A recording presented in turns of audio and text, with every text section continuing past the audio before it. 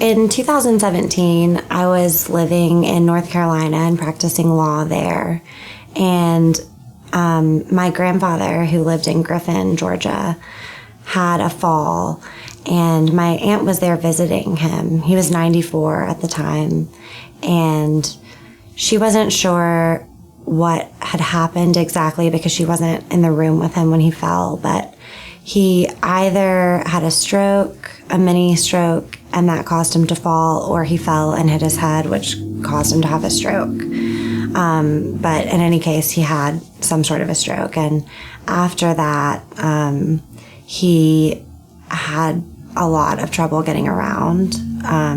He had been very independent until then, was still driving and living alone at his home. And so he lost a lot of that independence and a lot of his motor function. And he started to need help with activities of daily living, things that we take for granted just being able to do every day, like getting dressed and bathing yourself and walking around, getting in and out of bed. He needed a lot of help from his children. So my dad has 4 siblings, so there are 5 of them, and between the 5 of them, they were able to take care of him and provide all the care he needed for a couple of months. And then the siblings that lived out of the area started to really need to get back to work, and my dad was able to work remotely. So he moved from Athens to Griffin and moved in with my grandpa. And even with him there, it was just, they needed a lot more help than just he could provide. After a couple of months, my dad and his siblings realized that the care needs of my grandpa were greater than what they could provide themselves going forward. So they decided to hire some CNAs, certified nursing assistants, who could help come in and care for my grandpa in his home, because it was really important to him that he be able to stay there in his home in Griffin, where he had lived for a lot of years and raised his children. And that was really important to him. So my dad and his siblings did everything they could to try and let him stay where he wanted to be.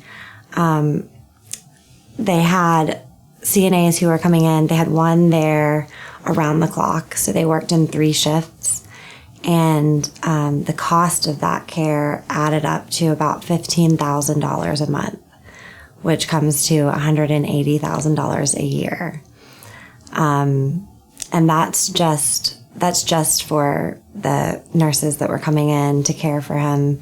It's not including, medications and just costs of living, food and rent and utilities and those types of things. So caring for an elderly relative can certainly get astronomically expensive very quickly. He was also in hospice care, which is a program through the Georgia Department of Community Health, and it's available to people who have an illness for which there is no cure. Mr. Kimbrough actually was my grandfather's lawyer. So years before the stroke, he had already created all of my grandfather's estate planning documents. He had created his power of attorney and his medical directive and his will, and had also created a trust. So when this happened, my dad already had the power of attorney. He already had been named as the agent on the advance directive for healthcare.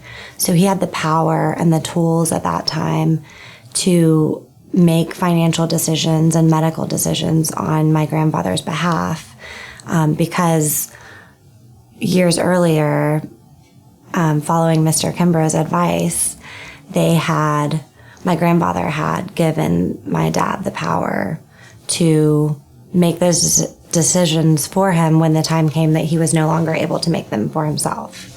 So seeing how that unfolded and seeing how just having the right planning strategies and the right documents in place at the right time can make a complicated and difficult situation at least a little bit more tenable. I asked my dad what his biggest takeaways from the experience of caring for his own dad were.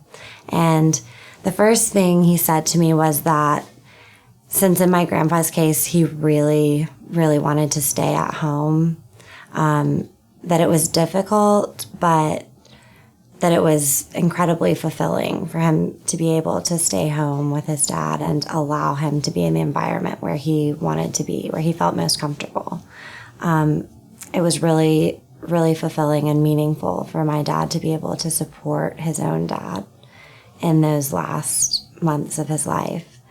And the second thing he said was that even with 24-hour care and a family member there, another family member, it was a lot of work.